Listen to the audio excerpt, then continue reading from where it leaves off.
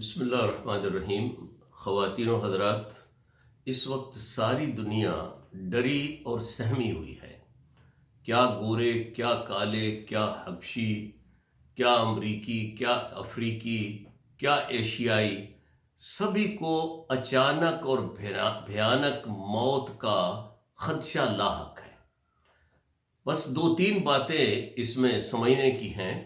پہلی بات تو یہ ہے کہ بحیثیت مسلمان یہ ہمارا پکا یقین اور اعتقاد ہے کہ قرآن پاک میں ارشاد باری تعالیٰ ہے، سورہ نساء کی یہ 78ویں آیت ہے کہ موت تمہیں آلے گی لو کنتم فی بروج مشیدہ، کہ موت تمہیں آلے گی چاہے تم بڑے مضبوط قلعوں کے اندر ہی اپنے آپ کو محفوظ کر لو یا بند کر لو۔ بہرحال موت نہ ایک پل آگے جا سکتی ہے نہ ایک پل پیچھے آ سکتی ہے، اس لیے موت کا تو خوف نہیں ہونا چاہیے۔ البتہ اس کا یہ مطلب نہیں ہے کہ ہم احتیاطی تدابیر اختیار نہ کریں یا ہم کرونا وائرس کے سامنے سرنڈر کر کے بیٹھ جائیں۔ نہیں، ہرگز ایسا نہیں ہے۔ دوسری بات سمجھنے کی یہ ہے کہ کرونا وائرس سے جو ڈیتھ ریٹ ہے، یعنی جن کو وائرس ہو بھی جاتا ہے، اول تو یہ ہے کہ تقریباً 70-80% کو وہ وائرس آتا ہے اور چلا جاتا ہے اور پتہ بھی نہیں چلتا، یعنی ایک فلو کی قسم ہے کرونا۔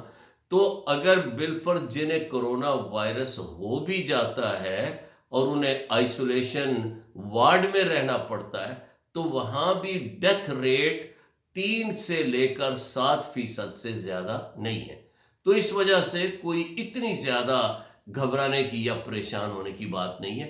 البتہ ایک اور بڑی اہم بات ہے کہ جس طرح چین کے شہر ووہان میں چینی حکومت نے کرونا وائرس کا مقابلہ کیا اور اس کو ختم کرنے کے لیے جو تدابیر اختیار کیں، افسوس سے کہنا پڑتا ہے کہ ہم نے وہ تدابیر اختیار نہیں کی۔ کرونا وائرس کا آغاز 23 جنوری کو ووہان شہر میں ہوا تھا۔ اس وقت پہلا کیس سامنے آیا اور پھر چند دنوں کے بعد ہی 1,10,00,000 کے شہر کو لاک ڈاؤن کر دیا گیا اور پھر فروری کے پہلے ہفتے میں پورے صوبے کو اس کو مکمل طور پر باقی ملک سے کاٹ دیا گیا۔ اب بہرحال یہ اس وقت تک کی صورتحال ہے، جبکہ ہم نے یعنی جو ہے وہ گزشتہ 2 ہفتوں تک ایران سے آنے والے ہزاروں زائرین کو تفتان میں نہیں روکا، ہوائی اڈوں پر آنے والے مسافروں کی کوئی چیکنگ نہیں کی اور ان کا کوئی جو ہے وہ ٹیسٹ نہیں لیا۔ ابھی آج ہی اخبارات میں چیف جسٹس گلزار احمد کا یہ بیان شائع ہوا ہے کہ ایئرپورٹوں پر کسی طرح کے کوئی انتظامات نہیں ہیں۔ بہرحال ہم یہ نہیں کہتے کہ جناب وزیر اعظم کو کہ ان سے یہ سوال نہیں پوچھتے کہ اتنی تاخیر کیوں ہوئی ہے۔ ہم یہی سمجھ لیتے ہیں کہ ہوئی تاخیر تو کچھ باعث تاخیر بھی تھا، لیکن اب تاخیر کا مداوع جناب وزیر اعظم کریں اور ہر طرح کے سیاسی امتیازات اور اختلافات کو مٹا کر یکجان سو قالب ہو کر اس ڈیزیز کا مقابلہ کریں۔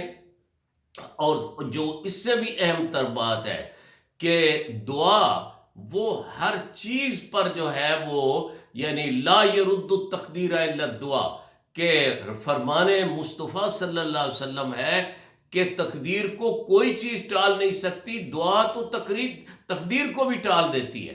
تو بہرحال ہمیں دعا بھی کرنی ہے، استغفار بھی کرنا ہے، توبہ بھی کرنی ہے، سچی توبہ کرنی ہے۔ اور توبہ کے بارے میں یہ سمجھ لیجئے کہ it isn't only negation of the past but is a contract for the future۔ یہ سچی توبہ کا بنیادی اصول ہے۔ اللہ تعالی ہمیں سچی توبہ کرنے کی اور حفاظتی تدابیر اختیار کرنے کی توفیق دے۔